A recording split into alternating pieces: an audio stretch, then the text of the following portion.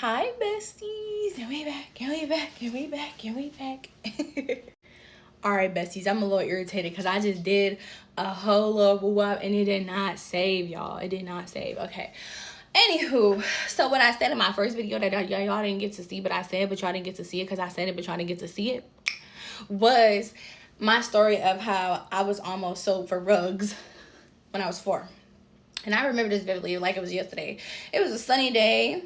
I think it was back to school though because it was nice and hot outside, and I didn't know that kids was going to school because we were just playing all day yesterday, and I didn't know that it was a Monday, it was a Saturday or a Sunday because I was 4.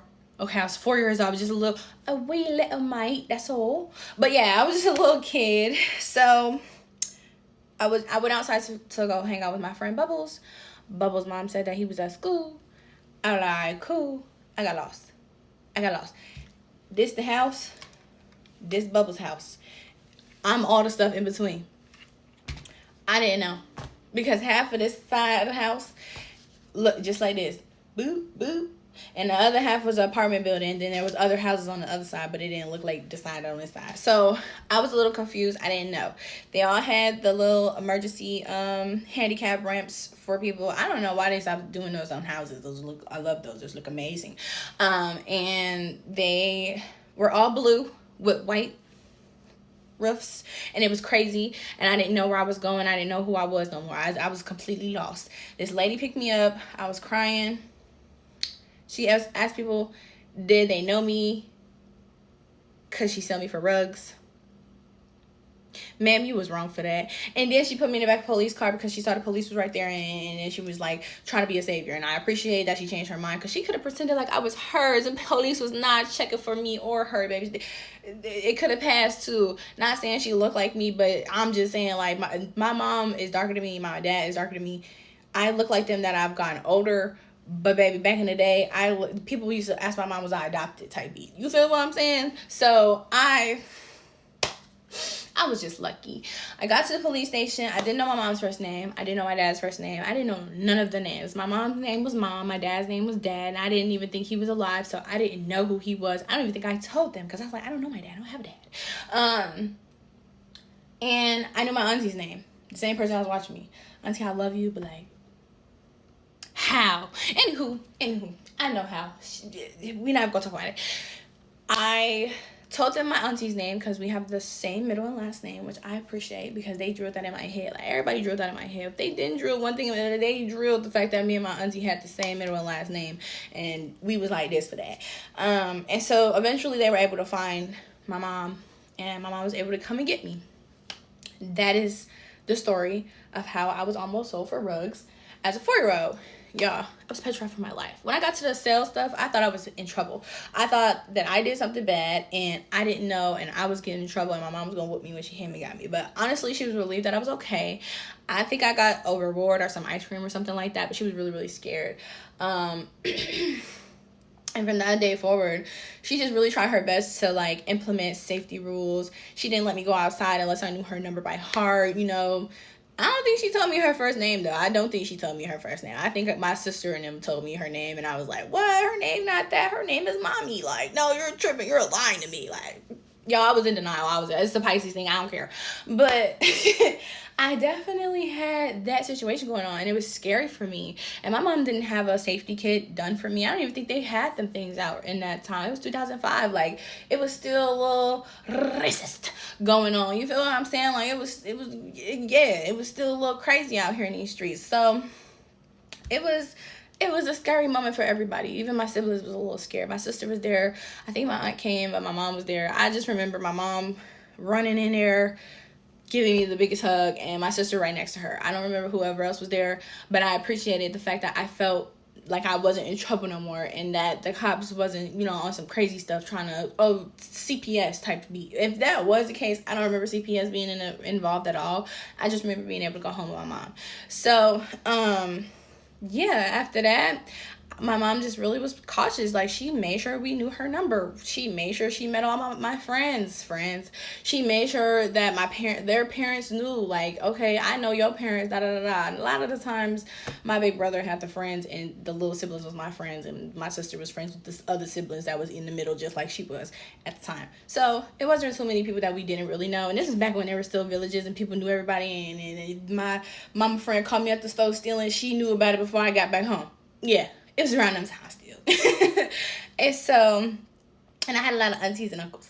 So at the time, I was unaware. As I got older, I started to become more aware, understanding, like, this is important to know.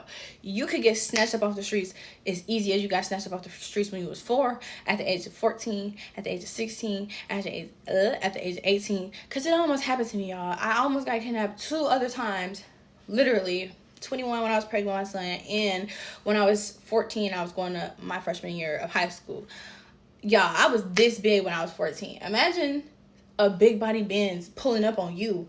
It was a really big Tahoe pulling up on you and following you to the point where you have to hide. You know what I'm saying? Again, did not have a DNA little child safety kit for the police at the police station. My mom never signed up for stuff like that. I didn't have no way of nobody knowing where I was. And this is before, other people around me had iPhones, so I couldn't share my location with them. It was a time. You feel what I'm saying? So I had to be very cautious, and I had to be very careful. And I started carrying KNIFEs with me. I started carrying those a long time ago, but that's another story for another time. But I started buying my own and actually protecting myself and learning how to use them the right way, because of those incidents that started happening to me. And now that I'm a mother, and when I was pregnant with my son, and when I became a big sister as well, all of these memories started coming back to me, and I started to be more of this, you need to protect yourself. I'm so grateful that my little brother has had karate experience, and that he likes sports, and that he's going through all of these phases where, he wants to defend himself. But baby, he needs more training, just like all my other siblings. I would hate for something to happen to them. I don't know how to use a pew-pew. I'm scary. I've held one. I've accidentally fired one at a bird, and I was sad about it. We listen and we don't judge. But at the end of the day, I really don't have much self-defense besides knowing how to use a KNIFE and street fighting. That's it. And I'm eventually going to take a class so I could be better, because at the end of the day, you're never too young or too old for something to happen to you, as far as you needing to defend yourself.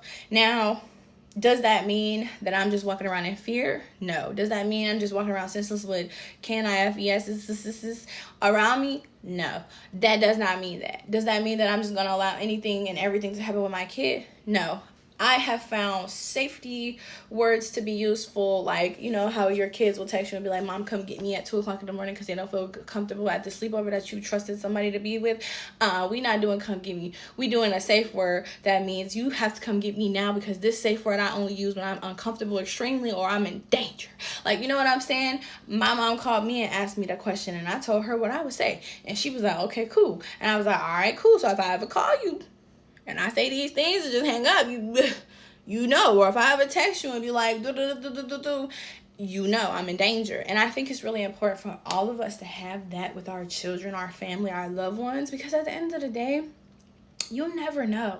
Like, and don't make it the same thing either. If you're gonna have a safe word for this emergency, have a safe word for that emergency, have a safe word for a lot of different things, but not too confusing. Or a safe letter, and remember it and practice it. Teach your kids languages. You never know if they get picked up off the street by somebody who speak a different language, and now your kid understands this language. They know this language. They speak this language, but they don't tell nobody that they know this language or speak this language. They keep it hush hush. A lot of the times people harm your kids is really people that's close to you. So I'm just saying, like, in general, it don't matter who it is, keep your kids safe. But if they know and understand certain languages, and they can get an escape time, an escape route, know where the weapons are, know where something is to defend themselves, because those people is just yapping in their language, please teach them. Please teach them self-defense. Please take them to classes. They're out here in Texas. When you turn 8 and you have a good state of mind, you know, and you have a good sense of common sense, you can take your child to a safe defense class, a self-defense class, a safety GUN class, and let them practice how to pew pew and learn the law. I've always wanted that for my kid. I've always wanted him to be able to know a variety of things that would help protect him, and I want to learn the same thing. So I genuinely think that we all just need to work a little bit harder on making sure our kids are safe and protected and have that goal in mind. Thank you, besties. Bye. Hi, besties. Don't forget to subscribe, like, comment, share on all of my social media platforms. Bye.